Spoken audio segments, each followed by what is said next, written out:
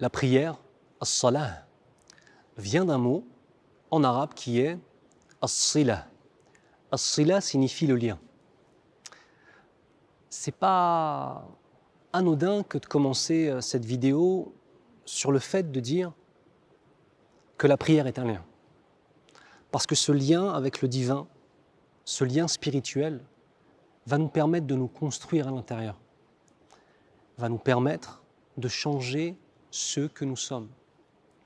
Allah Azza wa Jal, Allah nous dit dans le Coran, Bismillahir Rahmanir Rahim, Inna as-salata tanha 'anil fahsha'i wal munkar.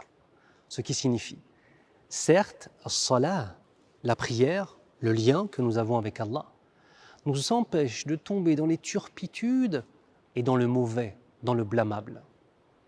Ce verset nous enseigne qu'il y a donc une relation directe entre d'une part l'adoration, qui est contenue par des actes, donc l'adoration de la prière, et vous le verrez dans la deuxième partie de la vidéo, l'adoration de la prière, ce lien spirituel que l'on construit avec Allah, il va être contenu par des actes.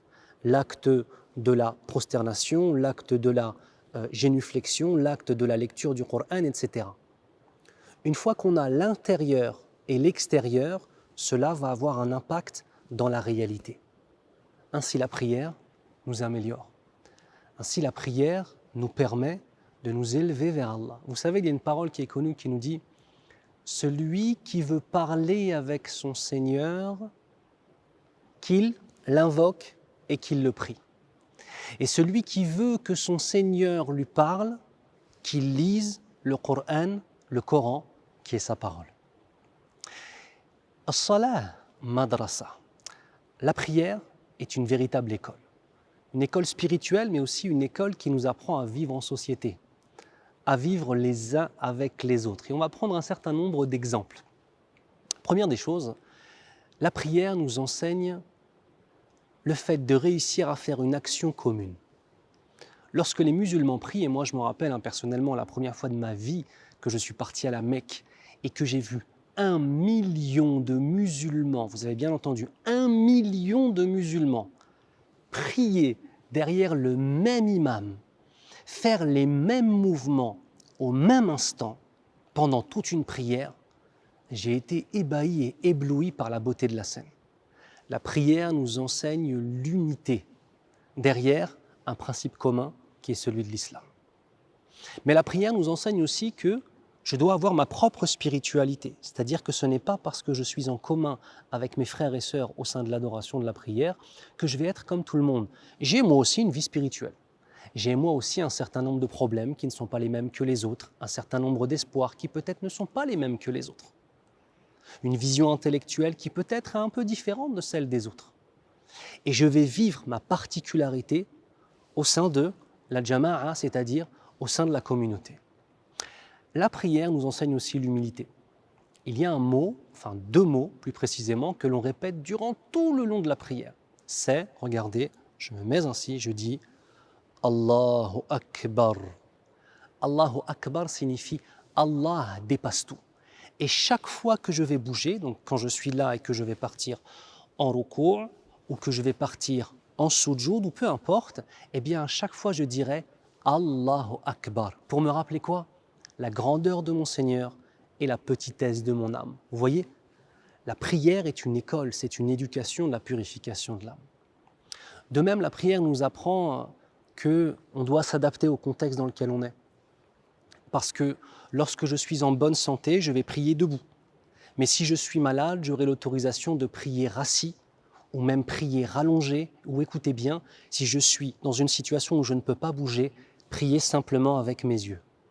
La prière nous enseigne qu'on doit être flexible et que dans toutes les situations, je pourrais donner à mon Seigneur son droit dans l'adoration que je lui dois. La prière nous enseigne aussi la ponctualité. Bon, on se dit la vérité ou pas ? Il y en a vraiment, ils ont besoin d'apprendre la ponctualité dans la communauté musulmane. Mais Inch'Allah khair. En tout cas, la prière vise à nous l'apprendre, à nous l'enseigner, pardon. Regardez, la première prière de la journée est entre 4h et 5h du matin. Apprendre à se lever tôt pour obtenir les bénédictions d'Allah Azza wa Jal du matin. Apprendre à se lever tôt à faire ses ablutions. La prière nous enseigne aussi la propreté, parce que les musulmans, nous, avant chaque prière, on n'est pas obligé de le refaire avant chaque prière, on ne va pas rentrer dans les détails juridiques, mais avant chaque prière, de façon globale, on va faire nos ablutions avec de l'eau, on va se laver. Le vendredi, on va se doucher au moins une fois dans la semaine obligatoirement. Vous voyez?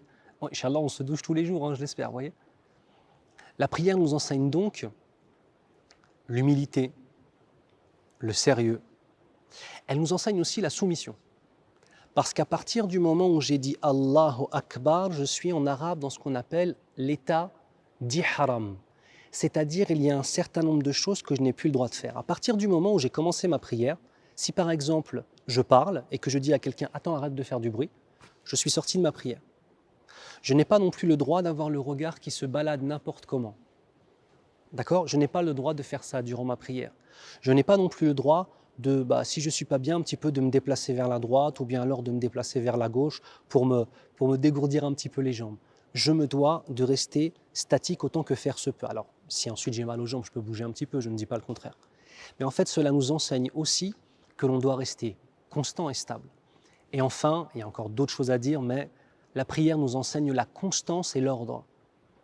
Chaque prière est à un temps défini et je ne peux pas la retarder ou je ne peux pas l'avancer. Et on va quand même finir avec une dernière chose. Elle nous apprend la constance. La prière, tu la délaisses jamais. Que tu sois chez toi, que tu sois en voyage, que tu sois malade, que tu sois en bonne santé, que tu sois avec ta famille ou séparé de ta famille, le droit de ton Seigneur est toujours présent. La prière est une école et maintenant nous allons passer à l'application de cette prière ensemble, Inch'Allah. Bismillahirrahmanirrahim, alhamdulillahi rabbil alamin, amma ba'd. En fait, on vient dans le vif du sujet là. C'est-à-dire que s'il y a bien une adoration qui est spécifique aux musulmans, c'est la prière. Et je ne dis pas que les autres religions ne prient pas, mais s'il y a une chose qui est bien spécifique comme mouvement, c'est celui de la prosternation. En arabe, on appelle ça as-sujud, sujud. Et regardez la mosquée, comment elle se dit? Masjid. Masjid signifie l'endroit dans lequel on va faire le sujud, c'est-à-dire l'endroit dans lequel on va se prosterner. Donc moi, ce que je vous propose, c'est un petit voyage avec moi. Bon, un petit voyage, j'espère que vous allez voyager, Inch'Allah ta'ala, dans lequel je vais vous expliquer un petit peu spirituellement et symboliquement parlant ce qu'est la prière. Déjà, première des choses, lorsque l'on est musulman et que l'on veut prier, on doit se purifier. Ça fera l'objet peut-être d'une autre vidéo, Inch'Allah ta'ala, la notion de purification de mon corps pour purifier mon âme. C'est deux éléments qui sont très liés en islam, d'accord? Une fois que je me suis purifié, il y a un certain nombre de choses qu'on va laisser de côté, mais je dois me diriger vers la Qibla. La Qibla, c'est la Mecque. Je dois me diriger vers la Mecque et plus précisément vers la Kaaba, qui est le premier lieu d'adoration qui a été construit par Abraham et Ismaël. Et là, des gens qui ne sont pas musulmans, ils ont dit « Attendez 2 secondes, là, je ne comprends pas. C'est un musulman, il a dit Abraham et Ismaël. » Oui, effectivement, nous sommes la continuité du message d'Abraham, de Moïse, de Ismaël, de Jésus, Isa alayhi salam, en tant que musulmans, bien évidemment. Et nous nous dirigeons donc, je vous disais, vers la Qibla, vers la Kaaba. Et ensuite, nous allons faire les mouvements de la prière avec des paroles, et c'est ce qu'on va expliquer. Regardez, première des choses, je vais lever mes mains comme cela, et je vais dire « Allahu Akbar ». L'imam Ibn Rajab al-Hanbali, rahimahullah, un grand savant de l'islam, regardez l'image qu'il nous dit. Il nous dit c'est comme si je prenais la vie d'ici-bas et que je la posais sur mes mains et que je la jetais en arrière. C'est-à-dire que je suis en train de me dire je vais passer un moment spirituel avec mon Seigneur. Je jette cette vie d'ici-bas en arrière, toutes les préoccupations de la vie d'ici-bas, l'argent, le succès, tout ce que tu veux. Je mets tout ça derrière moi et je dis Allahu Akbar. Allah dépasse tout. Allah est plus grand que tout. Ensuite, je vais poser ma main droite sur ma main gauche comme ceci. D'accord? Et je vais réciter Suratul Fatiha. C'est-à-dire, je vais réciter une sourate qui est la sourate la plus importante de tout le Coran, qu'on appelle Al-Fatiha. C'est bon? Que nous dit cette sourate? Elle nous dit Bismillahirrahmanirrahim. Alhamdulillahi Rabbil Alamin. Ce qui signifie je rends louange à Allah, le Seigneur des mondes. Ar-Rahmanir-Rahim, le tout miséricordieux, celui dont la miséricorde est complète, celui dont la miséricorde ne cesse de se renouveler. Maliki Yawmiddin, le maître du jour de la rétribution. Iyyaka na'budu wa iyyaka nasta'in. C'est toi seul que nous adorons. Regardez comment vit le musulman. Et c'est auprès de toi seul que nous cherchons le secours. Ihdina as-siratal mustaqim. Guide-nous sur le droit chemin. Siratal ladhina an'amta alayhim. Le chemin de ceux que tu as guidés sur la voie droite. Ghayril maghdubi alayhim waladdallin.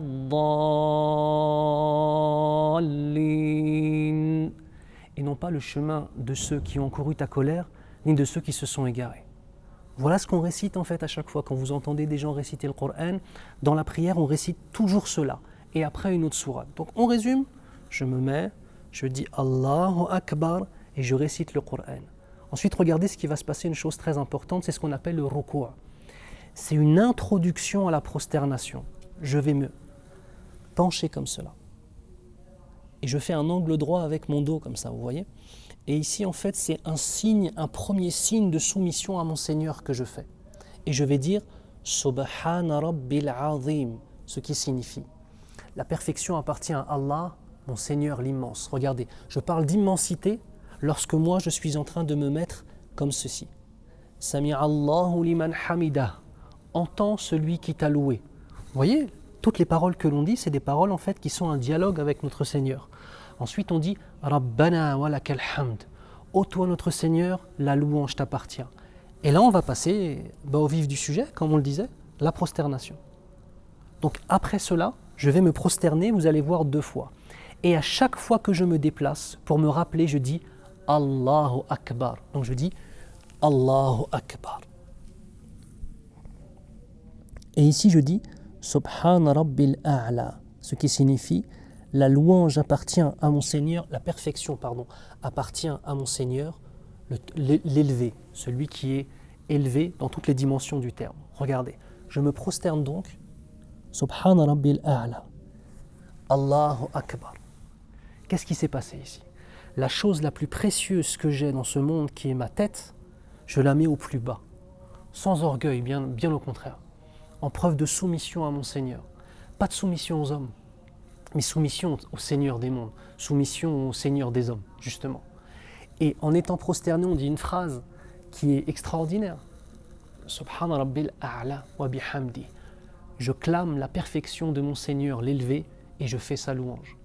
Et quand je suis ici, je dis Rabbi ghfirli warhamni wa liwalidayya, ce qui signifie ô mon Seigneur, pardonne-moi et fais-moi miséricorde, ainsi qu'à mes parents. Et ensuite, je me reprosterne. Allahu Akbar. Subhana Rabbil A'la wa bihamdi, 3 fois. Et là, j'ai fini un cycle de prière. Voilà comment prient les musulmans. Ensuite, on aura donc des prières qui auront soit 2 cycles de prière, 3 cycles de prière ou 4 cycles de prière. L'important ici, c'est quoi ? Ce ne sont pas uniquement les mouvements qui sont importants. Ce qui est important, c'est qu'en même temps que mon corps se prosterne, mon cœur se prosterne. En même temps que mon corps se soumet, mon cœur se soumet. Et en fait, les adorations en islam ne sont que la consécration dans le réel, en vérité, de ce qu'il y avait dans mon cœur. Je dois avoir un cœur prosterné à mon Seigneur, un cœur rempli d'amour, un cœur qui cherche à se rapprocher de lui, parce qu'on aime Allah, parce qu'on aime son prophète sallallahu alayhi wa sallam, Mohammed, et qu'on aime son prophète Isa, Jésus alayhi salam, qu'on aime son prophète Moussa alayhi salam, Moïse, son prophète Daoud, David, Suleyman, Salomon, Ibrahim, Abraham, Nuh, Noé, et tous les prophètes. On les aime de tout notre cœur. Et on exprime notre amour pour Allah, et on exprime notre amour pour les prophètes d'une façon qui est différente, bien évidemment. Ce sont les prophètes, ce n'est pas Allah. Le seul qu'on adore, c'est Allah. À travers des actes, on l'exprime.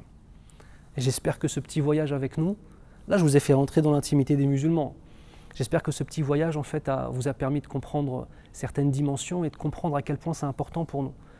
Peut-être que vous êtes au travail et que vous avez un collègue ou une collègue qui est musulmane, qui a envie de prier, qui est obligé de se cacher pour prier. Parfois même prier dans les toilettes ou prier dans des couloirs à s'abriter. Alors que quand on prie, on est en train de rien faire de mal en fait. On est juste en train de clamer la grandeur de notre Seigneur. Inch'Allah, j'espère que cette vidéo aura été bénéfique pour vous, instructive. Qu'Allah vous préserve tous et toutes, qu'Allah nous guide tous sur le chemin de la droiture. Wassalamu alaikum wa rahmatullahi wa barakatuh. Et je vous dis à bientôt, Inch'Allah.